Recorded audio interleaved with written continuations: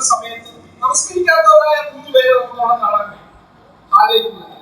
നമ്മളെപ്പോഴും ഞാൻ ഇത് കേൾക്കുമ്പോഴെപ്പോഴും എന്റെ ഉള്ളിലുള്ള ചിന്ത എല്ലാവരും പാർട്ടി കേൾക്കുന്നേ ഇത് ദൈവം ഇറങ്ങിയ ഒരു എപ്പോഴും നമ്മുടെ ശബ്ദത്തിനെയും ദേശത്തെയും അഭിവൃദ്ധിയെ കുറിച്ച് നമ്മൾ ചിന്തിക്കുമ്പോഴത്തേക്ക് നമ്മൾ എപ്പോഴും പറയുന്നതാണ് ഇത് ദൈവം ഇറങ്ങിയ ഒരു വിളിച്ചത്. പക്ഷെ എനിക്കതിൽ നിന്ന് കാണാനായിട്ട് വേറൊരു കാര്യം എന്ന് പറയുന്നത്, ഒരു രാജ്യത്തിന്റെ നിയമത്തെ, ഒരു രാജാവിന്റെ നിയമത്തെ 3 പേരെ ദൈവത്തിന് അനുകൂലമായ നിലപാട് കൊണ്ട് തിരുത്തിയിരിച്ചു.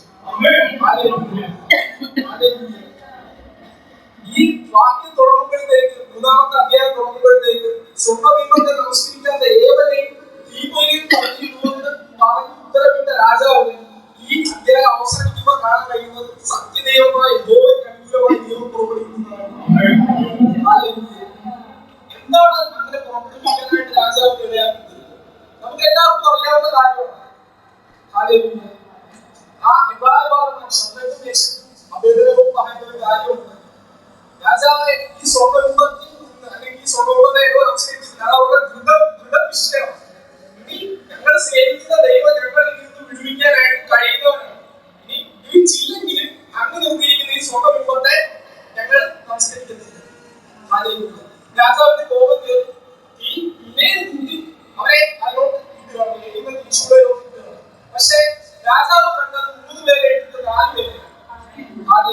നമ്മുടെ ജീവിതത്തിൽ നമ്മുടെ നിലപാടുകളിൽ നിന്ന് ദൈവപ്രവൃത്തി വിളിച്ചെടുക്കാൻ കഴിയും.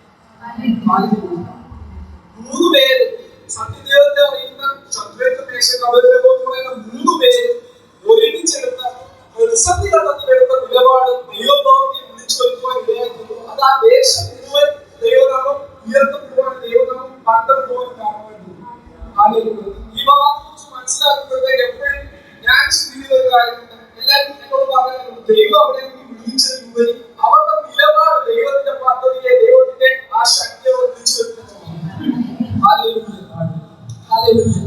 നമ്മുടെ ജീവിതത്തിൽ ദൈവ പദ്ധതി വെളിപ്പെടണമെങ്കിൽ നമ്മൾ ദൈവത്തിന് അനുകൂലമായിട്ട് തീരുമാനം എടുത്തെങ്കിലേ ദൈവം ആഗ്രഹിക്കുന്നത് എല്ലാം ഉള്ളപ്പോൾ ദൈവത്തിന് അനുകൂലമായിട്ട് തീരുമാനം എടുക്കുന്നവരാക്കില്ല. നമുക്കെല്ലാം ഉണ്ട്, ദൈവം അങ്ങനെ അനുഗ്രഹിച്ചത്. ഒന്നും ഇല്ലാത്തപ്പോൾ ദൈവത്തിന് അനുകൂലമായിട്ട് തീരുമാനം എടുക്കാൻ ആരെങ്കിലും ഉണ്ടോ? നമ്മുടെ ജീവിതത്തിൽ ദൈവത്തിന്റെ പദ്ധതി. ദൈവം ആഗ്രഹിക്കുന്നത് എല്ലാം ഉള്ളപ്പോൾ നന്ദി പറയുന്നവരാണ്, എല്ലാം ഉള്ളപ്പോൾ ശ്രമിക്കുന്നവരാണ്, എല്ലാം ഉണ്ടാകുന്നത് വിശിച്ചു പോകുന്നവരെയാണ്. ഒന്നും ഇല്ലാതെ ശ്രമിക്കാൻ മനസ്സുള്ള ആരെങ്കിലും ഉണ്ടോ? നമ്മുടെ ദൈവം. നമ്മുടെ ജീവിതത്തിൽ ഇവിടെ പ്രശ്നങ്ങളായിരിക്കും ഒരുപാട് പേര്.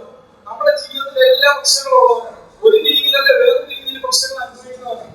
പ്രശ്നങ്ങളുടെ നടുവിൽ പ്രശ്നങ്ങളെ നോക്കി ഇനി എന്റെ ദൈവം വിടുവിക്കാൻ ശക്തനാണ്. ഈ പ്രശ്നത്തിൽ നിന്ന് ദൈവം വിടുവിച്ചില്ലെങ്കിലും അവൻ എന്റെ ദൈവമാണ്.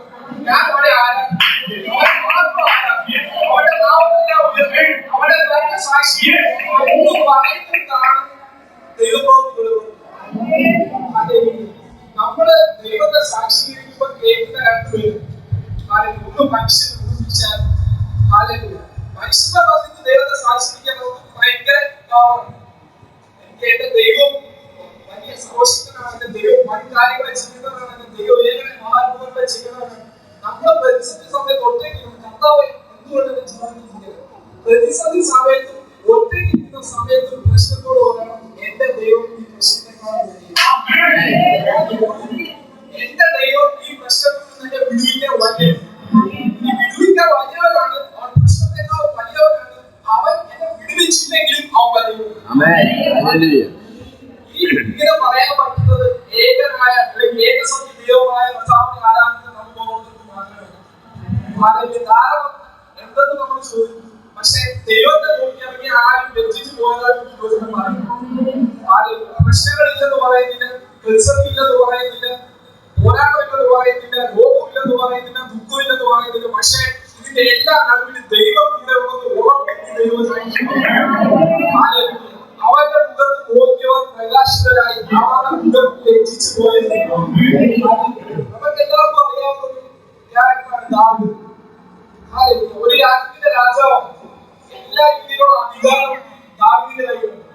ദാവീദിന്റെ കയ്യിൽ അധികാരമുള്ളപ്പോൾ ദാവീദ് 12-ാമത്തെ സങ്കീർത്തനത്തിൽ പറഞ്ഞൊരു കാര്യമുണ്ട്.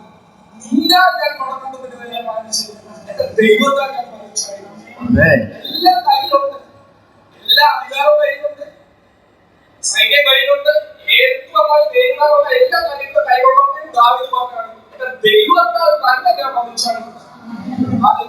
ഞാൻ മടങ്ങുന്നതിന് ഞാൻ മാനിച്ചു, എന്റെ ദൈവത്താൽ ഞാൻ മരിച്ചായിരുന്നു. കാരണം ദാവീദിന് ബോധ്യമുണ്ട്, എല്ലാം ഉണ്ടെങ്കിലും ദൈവമില്ലെങ്കിൽ മതിലും ചാടി കിടക്കാനുള്ള ഒന്നിനെ എനിക്കെല്ലാം ഉണ്ട്, പക്ഷെ ദൈവമില്ലെങ്കിൽ ഞാൻ ഒന്നുമില്ല. ആ വാക്യം ഭയങ്കരമായിട്ട് എന്നെ ശ്രമിക്കുന്നു. നിന്നെ ഞാൻ മടങ്ങുന്നതിനെ മാനിച്ചതും എന്റെ ദൈവത്താൽ ഞാൻ മരിച്ചായിരുന്നു. ഇന്ന് അവരെ ഓർമ്മിക്കാനുള്ളത് നമ്മുടെ ജീവിതത്തിൽ ദാവീദിന് ഒരുപാട് പദ്ധതികളുണ്ടായിരുന്നു. നമ്മുടെ ജീവിതത്തിൽ പ്രശ്നം പ്രതിഫലം ഒരുപാട് പദ്ധതികളുണ്ട്. ഒറ്റയ്ക്ക് ജാതികളൊക്കെ നോക്കിയിട്ട് പരാജയപ്പെട്ട് പോകാനുള്ള നമ്മൾ ഓർമ്മ. എന്റെ കണക്ക് പറയാമെങ്കിൽ പരാജയപ്പെട്ട കൈകളൊക്കെ ഒരുപാട് ഒറ്റയ്ക്ക് ശ്രദ്ധിക്കുന്നു, ഒറ്റയ്ക്ക് ഓർമ്മ ചെയ്യാൻ നോക്കി, ഒറ്റയ്ക്ക് മുമ്പോട്ട് പോകാൻ നോക്കി, ദൈവത്തെ കൂടാതെ എല്ലാം ചെയ്യാൻ നോക്കി, ഒരുപാട് നോക്കി പരാജയപ്പെട്ടു. നമ്മുടെ ജീവിതത്തിൽ ഇങ്ങനെയാണ്. പ്രശ്നങ്ങളുണ്ട്, പ്രശ്നങ്ങളായ മതിലുകളുണ്ട്. നമ്മളെല്ലാം പരാജയപ്പെടുന്നത് ദൈവത്തെ കൂടി ചെയ്താൽ നമ്മൾ പരാജയപ്പെടും. നമ്മുടെ ജീവിതത്തിലെ മതിലുകളോട് പറയണം, മതിലല്ല വളരെ എനിക്കൊരു ദൈവമുണ്ട്, ആ ദൈവം ഈ മതിലെ ചാടി കിടക്കാൻ ഞാൻ പ്രാപ്തരാക്കുന്നത്. എന്റെ ജീവിതത്തിൽ മതിലല്ല വളരെ, എന്റെ ജീവിതത്തിൽ മതിലേക്കാളും ദൈവമാണ്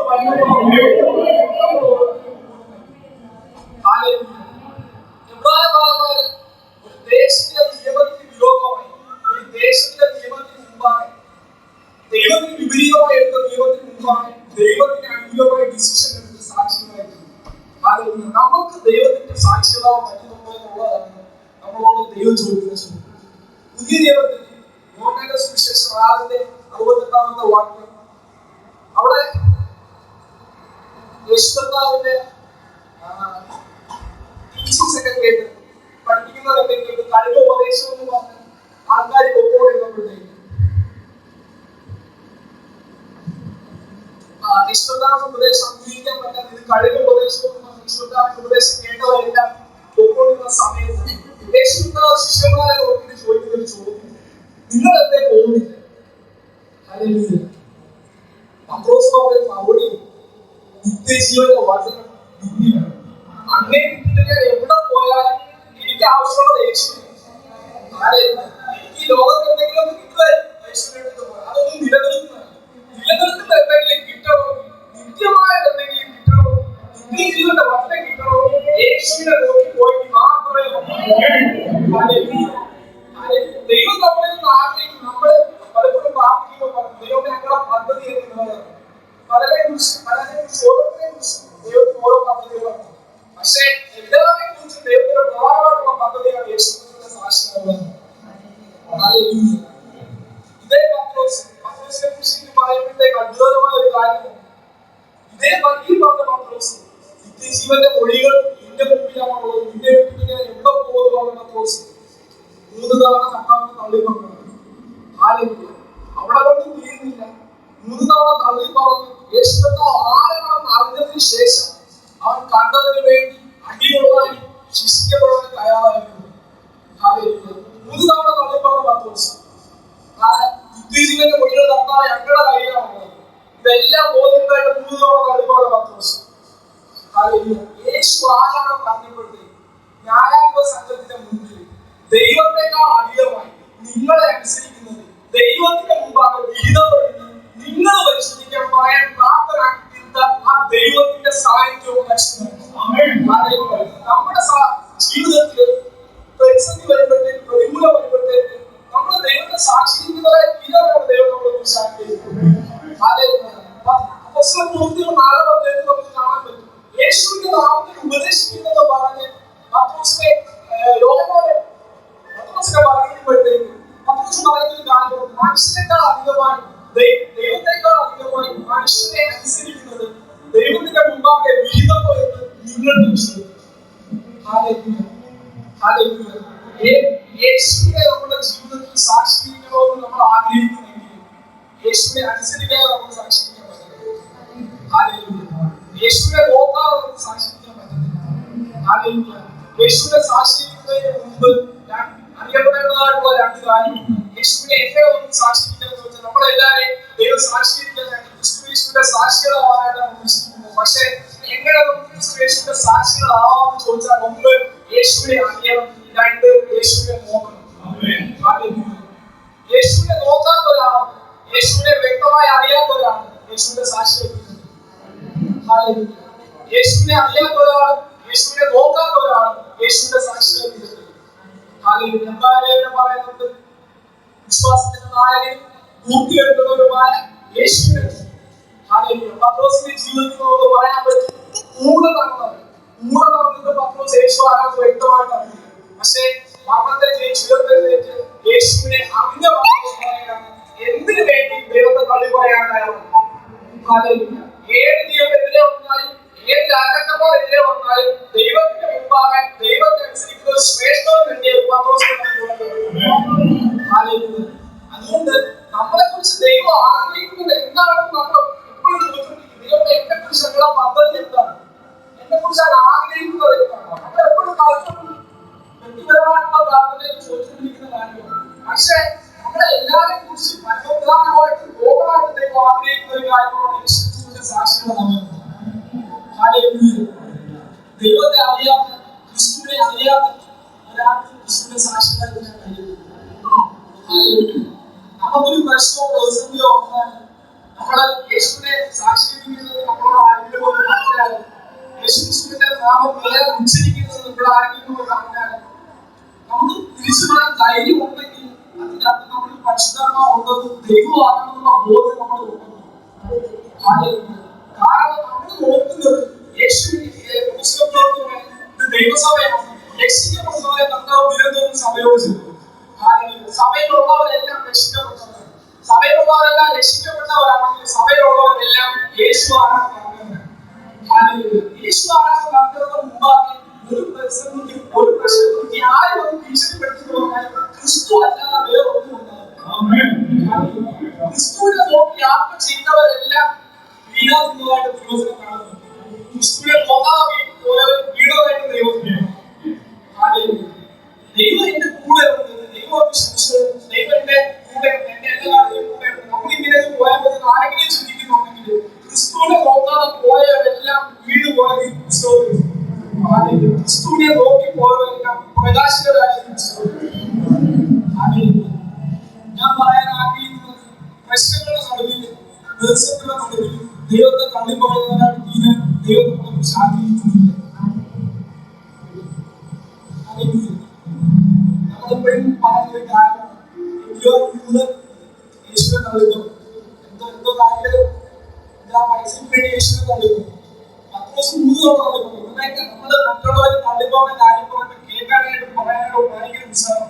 നമ്മളെന്തോ തള്ളിപ്പറയും ആരെയില്ല. നമ്മൾ വിചാരിക്കുന്നത് യേശുവിനെ തള്ളിപ്പറയുമ്പോൾ തള്ളിപ്പറയലാവാത്തതാണ്. പത്രോസ് തള്ളിപ്പറഞ്ഞതുപോലെ തള്ളിപ്പറഞ്ഞാൽ തള്ളിപ്പറയലാവാത്തതാണ് നമ്മൾ വിചാരിക്കുന്നത്. ദൈവത്തെ കൂടാതെ നമ്മൾ ഏത് ഡിസിഷൻ എടുത്താലും ദൈവത്തെ തള്ളിപ്പറയും. നമ്മൾ എത്ര തവണ ദൈവത്തെ തള്ളിപ്പറഞ്ഞാലും പല സാഹചര്യത്തിൽ പ്രശ്നങ്ങൾ പ്രതിസന്ധി ദൈവത്തെ സംശയിച്ചു പോയവരാണ്. പ്രശ്നങ്ങൾ നമ്മൾ തള്ളിപ്പറഞ്ഞവരാണ്. ലോകസുഖത്തിന് വേണ്ടി മാറി ഒഴിയവരാണ്. ദൈവത്തിന് നമ്മളോട് പറയുന്ന ഒരു കാര്യമുണ്ട്. ക്രിസ്തുയേശു ഭാവികളായിരിക്കുമ്പോൾ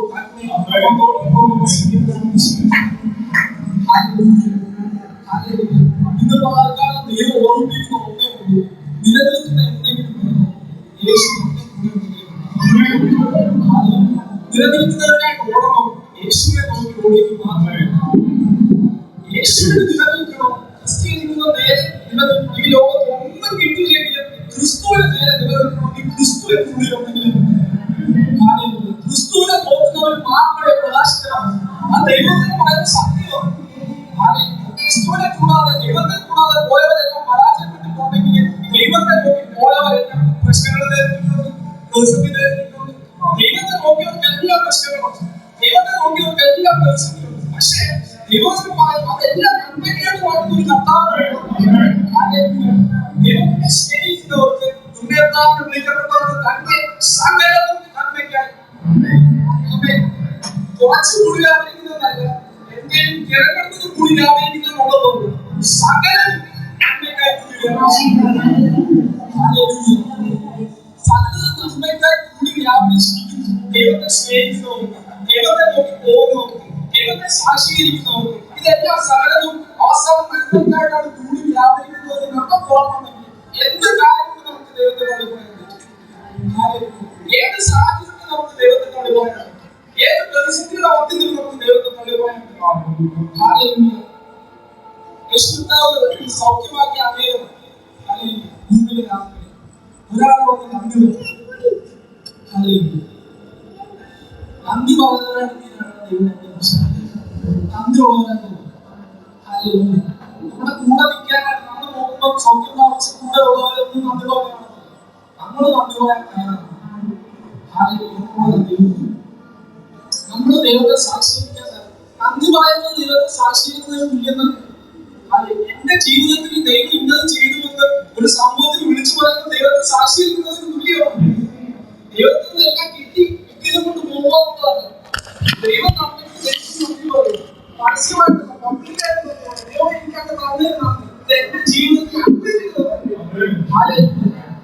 അതുകൊണ്ട് ദൈവം നമ്മളെ എങ്ങനെ നമ്മൾ ക്രിസ്തുവിനെ സാക്ഷിക്കും. ഞാൻ പറഞ്ഞത് ഒന്നാമത് യേശു ക്രിസ്തുവിനെ അറിയണം, രണ്ടാമത് യേശു ക്രിസ്തുവിനെ നോക്കണം. എങ്ങനെ യേശു ക്രിസ്തുവിനെ അറിയാൻ പറ്റും? എങ്ങനെ നമുക്ക് യേശു ക്രിസ്തുവിനെ അറിയാൻ പറ്റും?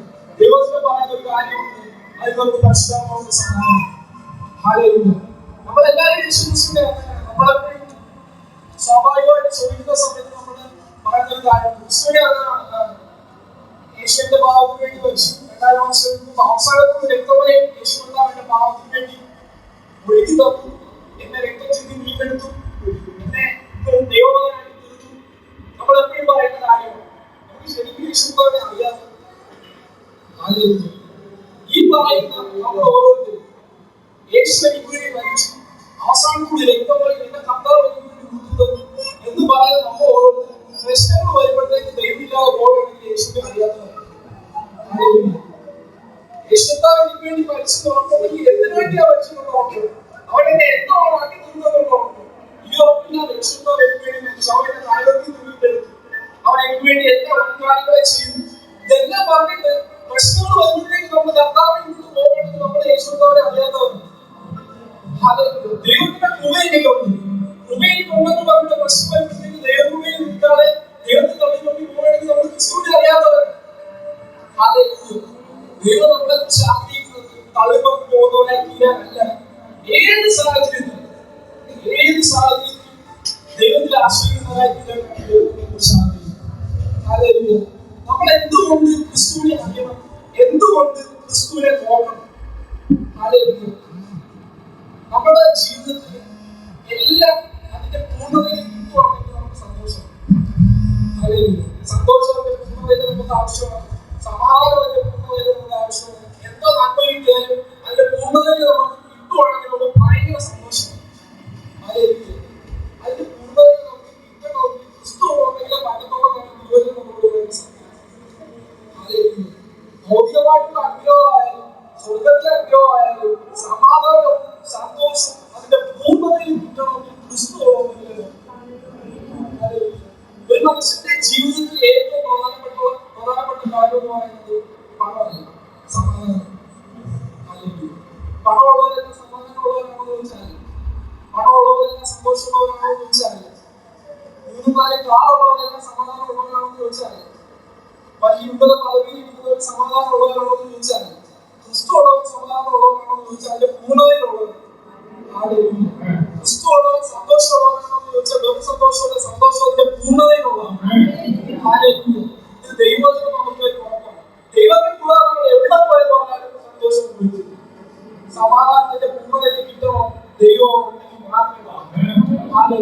എനിക്ക് എല്ലാം ഉണ്ടായിട്ടും ദൈവത്തെ സാക്ഷിക്കാൻ ഞാൻ മടിയാണെന്ന് ഞാൻ ക്രിസ്തുവിനെ അറിയാതെ. എനിക്ക് ദൈവം എന്റെ ജീവിതത്തിൽ നമ്മളെപ്പോഴും വായിക്കുന്ന ഒരു സങ്കീർത്തനമാണ്. എന്മേ യഹോവയെ വാഴ്ത്തുക, അവൻ വിശുദ്ധനാമത്തെ വാഴ്ത്തുക. എന്മേ യഹോവയെ വാഴ്ത്തുക, അവൻ ചെയ്ത ഉപകാരങ്ങളൊന്നും. നമുക്ക് എല്ലാവർക്കും അറിയാവുന്ന സങ്കീർത്തനമാണ്.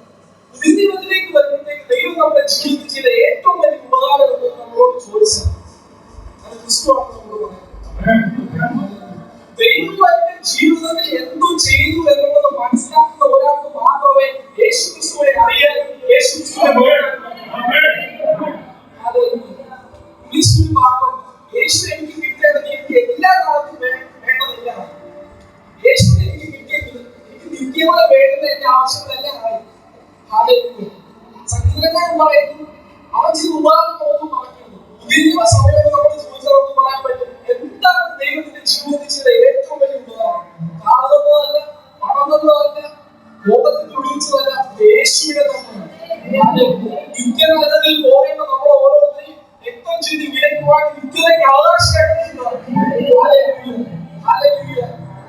ആരാ രക്തം ചെയ്ത് വിലക്കുവാൻ സകലത്തെ സൃഷ്ടിച്ച സകലത്തിന് കാരണഭൂതനായ യേശുക്രിസ്തുവിനെ സംബോധന ചെയ്യുന്ന അവൻ അതിശയനായ ദൈവത്തിന്റെ പ്രതിരൂപവും സകല സൃഷ്ടിക്കും ആദിജാതനും സകലതും അവൻ മുഖാന്തരം അവനായിട്ട് സൃഷ്ടിക്കപ്പെട്ടു.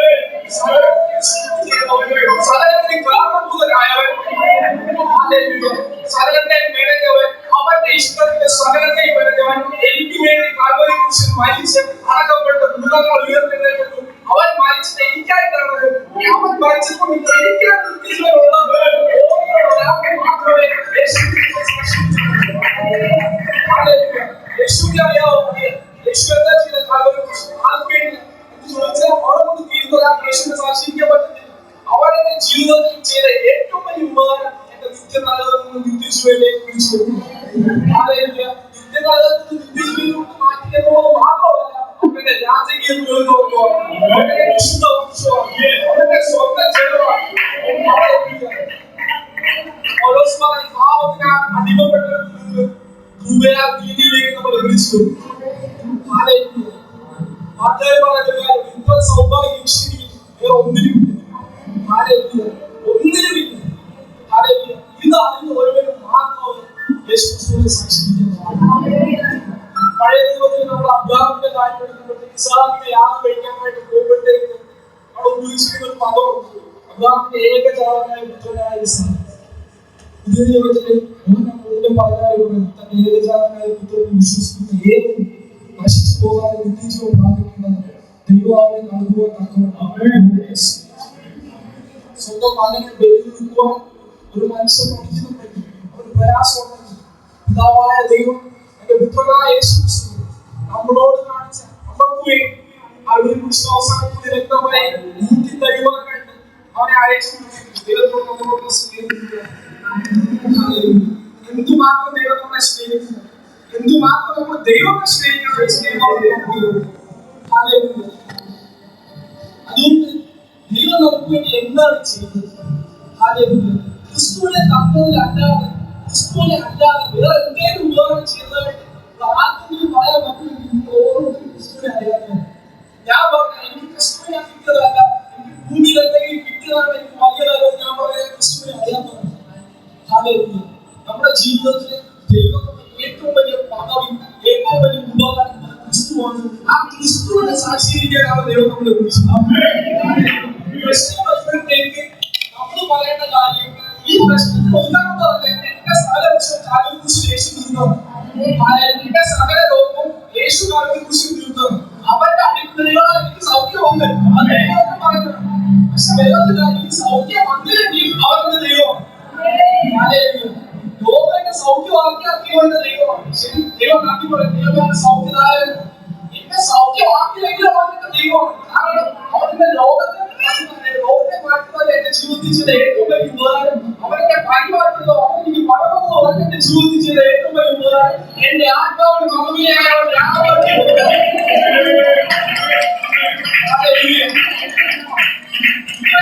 നമ്മളെ സ്നേഹിച്ച ദൈവത്തിന്റെ മുമ്പാണ് ഈ ദൈവത്തെ സാക്ഷിക്കുന്നതിന് തുല്യമാണ്. ഈ ലോകത്ത് എന്തെങ്കിലും ഉണ്ടെന്ന് നമ്മൾ ആരെങ്കിലും ചിന്തിക്കുന്നുണ്ടെങ്കിൽ നമ്മളെല്ലാവരും നമ്മളെല്ലാവരും ഞാൻ ഉദ്യോഗിക്കുന്ന ദൈവത്തിലുണ്ട്. ഞാൻ ദൈവത്തിൽ കണ്ടേക്കുന്ന വ്യക്തിപരമായിട്ടുള്ള തീരുമാനങ്ങൾ എടുക്കണം. പക്ഷെ യേശുക്രിസ്തുവിന്റെ സ്നേഹത്തെ, യേശുക്രിസ്തുവിനുള്ള ദൈവസ്നേഹത്തെ അറിഞ്ഞിട്ടും ക്രിസ്തുവിനെ തള്ളി പറഞ്ഞത് നമ്മുടെ ജീവിതത്തിൽ ഡിസിഷൻ എടുക്കുന്നവരാണെങ്കിലും നമ്മൾ ബുദ്ധിയില്ലാത്തതാണ്.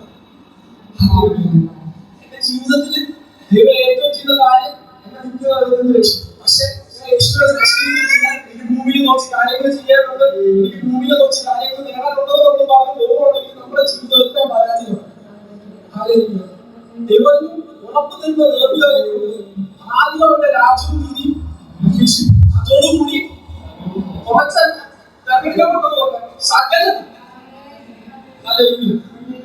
എനിക്ക് വേണ്ടുന്നത് എന്നെക്കാൾ നന്നായിട്ട് അറിയാവുന്ന ദൈവത്തിന്.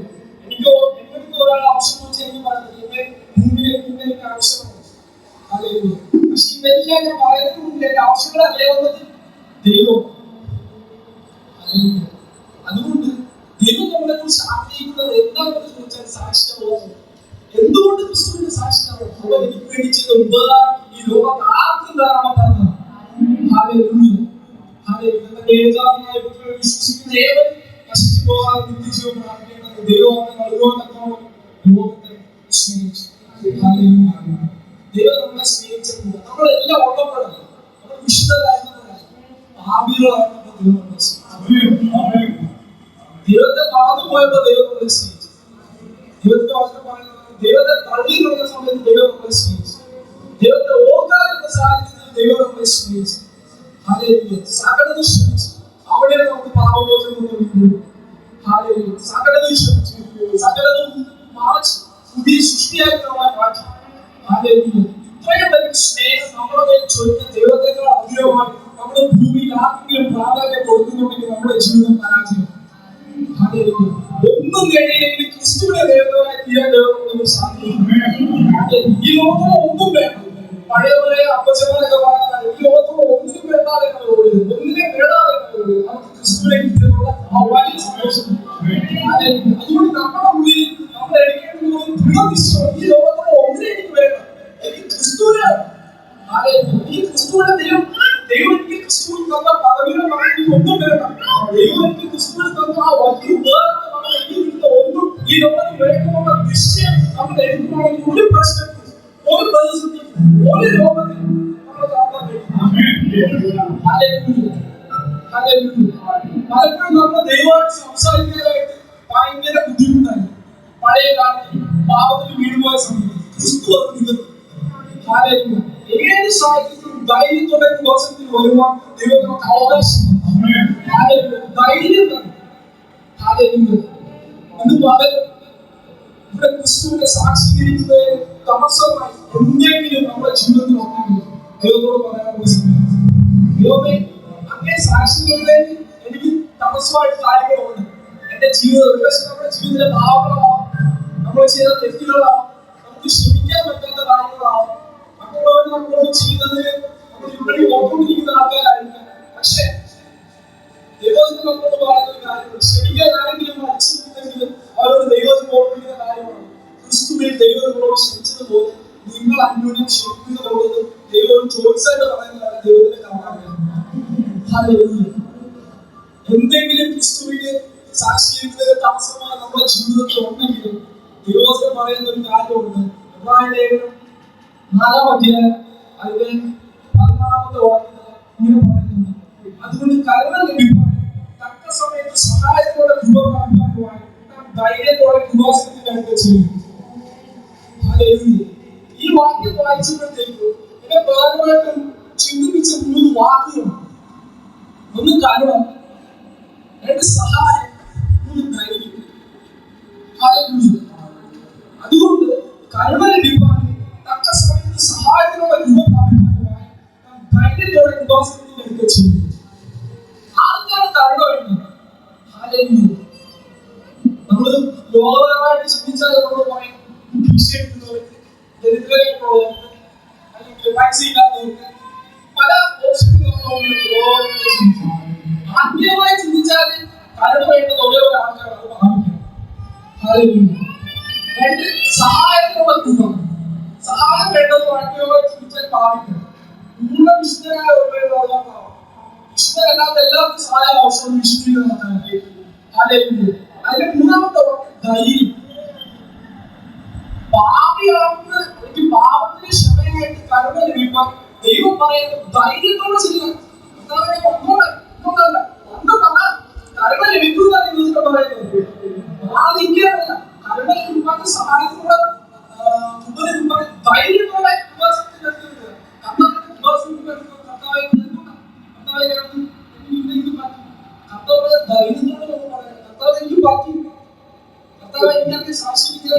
ബുദ്ധിമുട്ടുകളുണ്ട്, എന്റെ ജീവിതത്തിൽ വീഴ്ച വന്നു, എനിക്ക് സഹായത്തിനുള്ള തുക എനിക്ക് വേണം, എനിക്ക് ഒറ്റയ്ക്ക് പറ്റുന്നില്ല, എന്റെ ജീവിതത്തിൽ വീഴ്ച വന്നവരാണ്. ഞാൻ പലപ്പോഴും മാറ്റി കളഞ്ഞവരാണ്, മാറ്റി പോയവരാണ്, ഞങ്ങളുടെ പദ്ധതികളെ തിരിച്ചവരാണ്. കർത്താവേ, എനിക്ക് പറ്റി, ഞാൻ നിങ്ങളുടെ മുമ്പാകെ പറയണം, എനിക്ക് സഹായത്തിനുള്ള ഉപകരണം ഇത് ധൈര്യത്തോടെ ശ്രമിക്കാൻ ദൈവം ഇത്രയും വലിയ പദ്ധതി ലോകത്ത് നമ്മൾ തെറ്റ് ചെയ്ത ഒരാളോട് നമ്മൾ ഇത്ര ധൈര്യത്തോടെ ചിലവഴിക്കാൻ നമ്മൾ നിൽക്കും. നമ്മൾ ആരും തെറ്റ് ചെയ്തെങ്കിൽ ആരും എന്നോട് ക്ഷമിക്കണമെന്ന് പറഞ്ഞത് ക്ഷമിക്കാൻ തയ്യാറുള്ളവരാണ്. നമ്മൾ ഓരോരുത്തരും നമ്മൾ ഇപ്പോഴത്തെ നിലവിൽ നമ്മൾ ആരും നല്ലവരൊന്നും അല്ല. നമ്മൾ ആരും ക്ഷമിക്കാൻ തയ്യാറുള്ളവരോ എങ്കിലും അവനെ ക്ഷമിച്ചെന്ന് പറഞ്ഞാൽ എങ്കിലും അവനെ ചെയ്യുന്നത് നമ്മളെല്ലാവരും ഭയങ്കരമായിട്ട് പിടിക്കണം. പ്രത്യേകിച്ച് യേശുവിനെ അറിഞ്ഞുകൊണ്ട് നമ്മൾ ഓരോരുത്തരും ഭയങ്കര പിടിക്കണം. അവനെന്തായാലും ചെയ്തത് എങ്ങനെ മാറ്റി ദൈവം നീതി എന്ന് പറഞ്ഞെങ്കിൽ ഇന്ന് മറ്റുള്ളവർ ചെയ്താൽ മറ്റുള്ളവർ കുഴപ്പമൊന്നും. ഞാൻ ചെയ്ത തെറ്റ്, ഞാൻ ദൈവത്തെ അകന്നു പോയത്, ഞാൻ ദൈവത്തെ മാറ്റി നിർത്തി മുമ്പോട്ട് പോയത്, ദൈവം ക്ഷമിച്ചിട്ടില്ല. മറ്റുള്ളവരോട് ക്ഷമിക്കാൻ എനിക്കുള്ള ബുദ്ധിമുട്ടെന്താണ്? ദൈവത്തിന് പറയാൻ എന്തെങ്കിലും ബുദ്ധിമുട്ടുണ്ടെങ്കിൽ ധൈര്യത്തോടെ കൃപാസനത്തിന്റെ അടുക്കൽ വന്ന് കർത്താവിനോട് പറയാം, കർത്താവ് എന്നെ കൊണ്ട് പറ്റില്ല, കർത്താവ് എനിക്ക് ഇങ്ങനെ ബുദ്ധിമുട്ടുകളുണ്ടെങ്കിൽ സാക്ഷിക്കും, കർത്താവ് എന്നെ സാക്ഷിക്കാൻ എനിക്ക് ആഗ്രഹമുണ്ട്, പക്ഷെ എനിക്ക് പറ്റാത്തതായി ഇങ്ങനെ കാര്യങ്ങൾ എന്റെ ജീവിതത്തിൽ തെറ്റുകൾ വന്നു. കർത്താവ് പറയുന്ന അപേക്ഷിക്കാനാണ് ധൈര്യത്തോടെ ഒന്ന് കാര്യം പറയാൻ ധൈര്യത്തോടെ കർത്താവ് പറയുന്ന കാര്യം അത് ക്ഷമിച്ച് കിട്ടുമെന്ന് ഉറപ്പുള്ളതുണ്ട്. ധൈര്യത്തോടെ എങ്ങനെ സംശുദ്ധമായ ദൈവത്തിന്റെ കൃപാസനത്തിന്റെ അടുക്കൽ കർത്താവ് എനിക്ക് പറ്റുന്നത് വളരെ ക്ഷമിച്ച് കിട്ടുമെന്ന് ഉറപ്പുള്ളതുകൊണ്ടാണ് കർത്താവ് ധൈര്യത്തോടെ കൃപാസനത്തിന്റെ അടുക്കൽ വരുവാൻ പറയുന്നത്. ദൈവം നമ്മളോട് ആവശ്യപ്പെടുന്നത് നമ്മളെപ്പോഴും കർത്താവായ ഞാനെന്ന് പറയുന്നത് എനിക്കത് പറയുന്നത് എന്റെ ദൈവം ബോധിപ്പിക്കുന്ന ഞാനെന്ന് പറയുന്നത് കർത്താവെ ക്ഷമിക്കുന്ന ആഴ്ചയിൽ ഭയങ്കര കർത്താവെ ക്ഷമിക്കുന്നതിന് മുമ്പ് കർത്താവെ എനിക്ക് പറ്റിപ്പോയി, കർത്താവെ ക്ഷമിക്കണം, അത് പറ്റി ഇത് പറ്റി കൂടുതൽ ഇഷ്ടമാണ്. കർത്താവെ ക്ഷമിച്ച 5 മിനിറ്റ് പിന്നെ പഴയതുപോലെ അത് എന്റെ ജീവിതത്തിൽ കർത്താവ് ബോധ്യപ്പെടുത്തിയ കാര്യമാണ്. ഇതല്ല വേണ്ടത്. സാക്ഷിയാണെങ്കിൽ എന്നും സാക്ഷിയായിരുന്നു. നമ്മളെ കുറിച്ച് ദൈവം ആഗ്രഹിക്കുന്ന ദൈവമേ അങ്ങ് എനിക്ക് വേണ്ടി യാഗമായിട്ട് എന്റെ ജീവിതത്തിൽ അത് ചെയ്യാൻ പറ്റാവുന്ന അധികമായിട്ടുള്ള ഉപകാരം അങ്ങ് എനിക്ക് വേണ്ടി യാഗമായിട്ട് ഇത്രയും വലിയ സൗഭാഗ്യം നിത്യ നരകത്തിൽ നിന്ന് മാറ്റി നിത്യ ജീവനം കർത്താവ് എനിക്ക് പറ്റാത്ത കുറെ കാര്യങ്ങളുണ്ട്. എനിക്ക് അങ്ങനെ വേറെ ചെയ്യണം, അങ്ങനെ സാക്ഷിക്കണമെന്ന് എനിക്ക് ആഗ്രഹമുണ്ട്. ഇന്ന കാര്യങ്ങൾ എന്റെ ജീവിതത്തിൽ വന്നു, ഇന്ന കാര്യങ്ങൾ എന്റെ ജീവിതത്തിൽ തടസ്സമായിട്ട് നിൽക്കണം. അങ്ങേക്ക് മാത്രമേ അവരെ പരിഹരിക്കാൻ പറ്റൂ. അങ്ങേക്ക് മാത്രമേ അവരെ പരിഹരിച്ച് സമാധാനത്തിന്റെ പൂർണ്ണത എനിക്ക് തരാൻ പറ്റത്തുള്ളൂ. എനിക്ക് തരണം. ഇത് ധൈര്യത്തോടെ ചോദിക്കണം ദൈവം.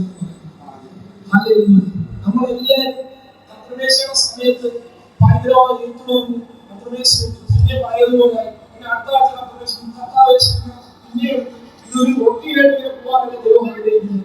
ദൈവം പറയുന്നത് ധൈര്യത്തോടെ ഒന്ന് പറ, എന്റെ സാക്ഷ്യം എന്റെ സാക്ഷ്യം പറ്റുന്നെങ്കിൽ ധൈര്യത്തോടെ വിവാഹത്തിലെടുക്കുമെന്ന് പറയാം. എന്താണ് പ്രശ്നം? ദൈവത്തിന്റെ പ്രശ്നത്തെ അറിയാതില്ല എന്ന് പറയാൻ പറയുന്നത്. നമ്മളെക്കാൾ ഉപരി നമ്മുടെ പ്രശ്നം ഒന്നും അറിയാവുന്ന ദൈവമാണ്. നമ്മുടെ വായിൽ നിന്ന് ദൈവത്തിന് കേൾക്കാൻ വേണ്ടിയാണ് ദൈവം ആഗ്രഹിക്കുന്നത്. അതുകൊണ്ട് ദൈവം നമ്മളെ ഓർമ്മിക്കുന്ന ഒരു കാര്യം, എന്തെങ്കിലും വീഴ്ച നമ്മുടെ ജീവിതത്തിൽ വന്നുപോയെങ്കിൽ ധൈര്യത്തോടെ വിശ്വാസത്തിന് അടുത്ത് വാക്ക് പറഞ്ഞു. ഒറ്റയ്ക്ക് ഓർമ്മ ചെയ്യാൻ പറ്റുന്ന ആരെങ്കിലും ചിന്തിക്കുന്നുണ്ടെങ്കിൽ പഴയ ദൈവത്തിൽ ദാവീദിന് ബോധ്യമുണ്ടെങ്കിൽ പുതിയ ദൈവത്തിലെ സഭയെ നമുക്ക് ബോധ്യമില്ലാതെ നമ്മൾ ബുദ്ധിമുട്ടുകളാണ്. പഴയ ദൈവത്തിൽ ദാവീദിന് ബോധ്യമുണ്ട്, മാത്രം ഒന്നും ഒറ്റയ്ക്ക് സാരി കിടക്കാൻ പറ്റത്തില്ല.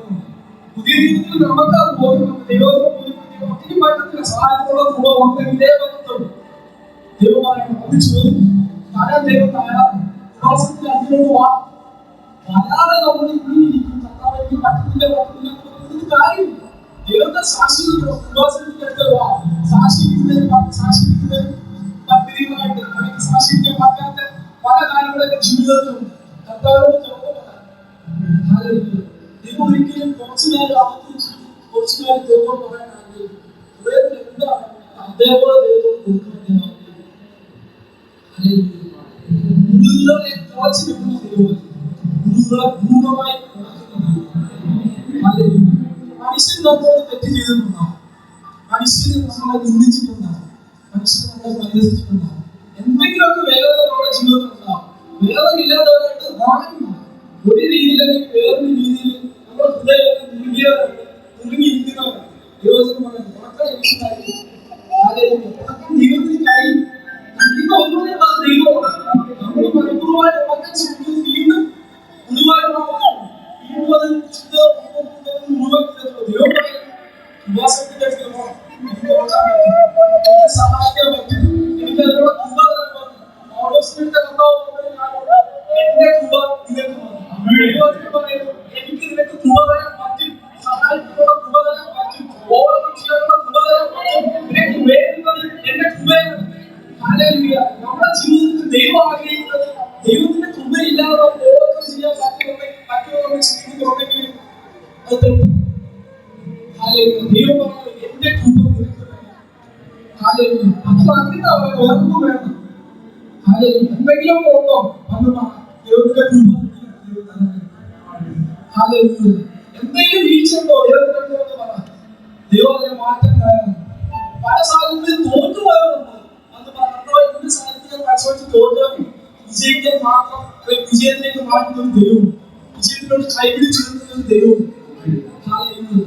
ദൈവം നമ്മളെ ശാന്തിക്കുന്നത് അതാണ്. പലപ്പോഴും നമ്മള് ലോകത്തെ കാണാനായിട്ട് നമ്മൾ ഓടിയപ്പോൾ ദൈവം നമ്മളെ സ്നേഹിച്ചു എന്നുള്ളത് ദൈവത്തിന്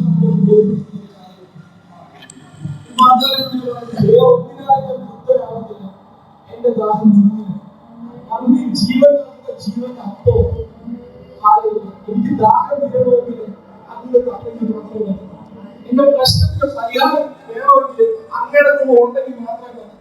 അതുകൊണ്ട് ദൈവം ഇന്ന് പലകാലം നമ്മളെ ഓർമ്മിക്കുന്ന കാര്യം കൃപാസനത്തിനോട് അടുത്തു വന്നിട്ട് ദൈവം എന്താണ് ആഗ്രഹിക്കുന്നത്, എന്താണ് ഏത് രീതിയിലെ പ്രശ്നമാണ് പറയാൻ പറ്റാത്ത, ദൈവത്തോട് പറയാൻ പറ്റാത്ത ഒന്നും നമ്മുടെ ജീവിതത്തിൽ ഏത് പ്രശ്നവും അതിന്റെ പൂർണ്ണതയിൽ നമുക്ക് പറയാൻ പറ്റുന്നത് ദൈവസന്നിധിയിൽ. ദൈവം പറയുന്നത് കൃപാസനത്തിന്റെ അടുത്തിലോട്ട് പോവാം. എന്തുവാണ് പ്രശ്നമെന്ന് പറ, സഹായത്തിനുള്ള കൃപ തരാൻ തയ്യാറാണ്. സ്വന്തമായിട്ട് ഓവർകം ചെയ്യാൻ നിൽക്കരുത്, തോറ്റു. ദൈവത്തിന്റെ കൃപയാൽ ഓവർകം ചെയ്യുമ്പോൾ ദൈവം നമ്മൾ ഓരോരുത്തരെ സ്വാഗതം ചെയ്യുന്നു.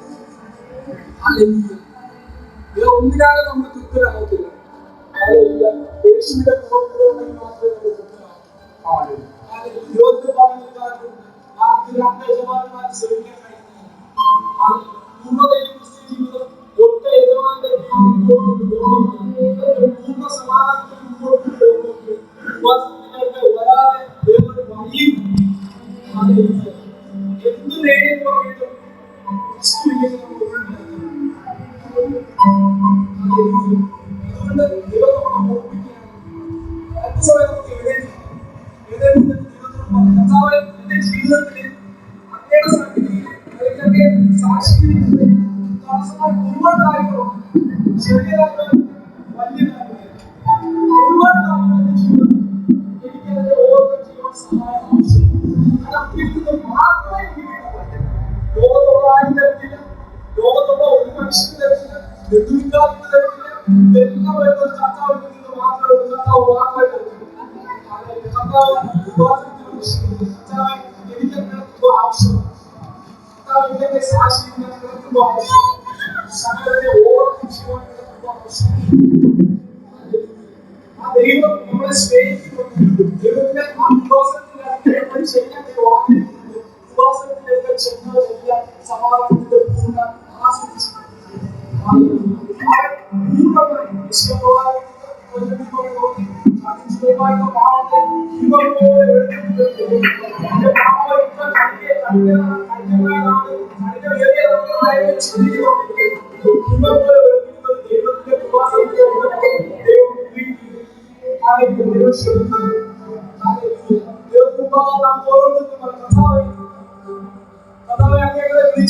സാക്ഷിക്കുന്നു. ലോകത്തിന്റെ അർത്ഥത്തോട് അങ്ങനെ സാക്ഷിയാവുന്ന പലപ്പോഴും സാക്ഷിയാവാൻ പറ്റാത്ത സാഹചര്യത്തിൽ പലപ്പോഴും കഴിവായിട്ട് സാഹചര്യങ്ങളുടെ ജീവിതത്തിൽ വന്നുകൊണ്ട് പലപ്പോഴും പാവത്തെ ഓവർകം ചെയ്യാൻ പറ്റാത്ത സാഹചര്യങ്ങളുടെ ജീവിതത്തിൽ വന്നു.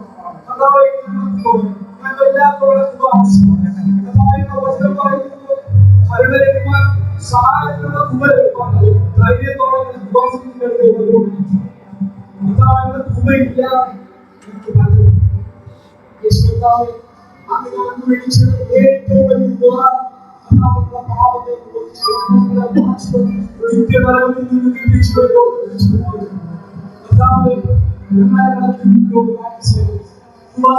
ഒന്നുകൂടെ ധൈര്യത്തോടെ അങ്ങനെ തരുന്ന അവസാന ശ്വാസം എത്ര വയസ്സുവരെ ജീവിതം അതുപോലെ എല്ലാം അങ്ങയുടെ സാക്ഷിയാണ് പറ്റാത്തതെല്ലാം ധൈര്യത്തോടെ വിശ്വാസത്തിലേക്ക് വന്ന് അങ്ങയോട് പറയുകയും സഹായിക്കുന്നതാണ് ലോകത്തെ ജീവൻ സഹായിക്കുന്നതാണ് വചനങ്ങൾക്ക് ഓരോരുത്തരെ കാര്യങ്ങളുണ്ട് എന്റെ കൃപ വചനങ്ങൾക്ക് ഓരോരുത്തരുണ്ട് അങ്ങയുടെ കൃപ മാത്രമേ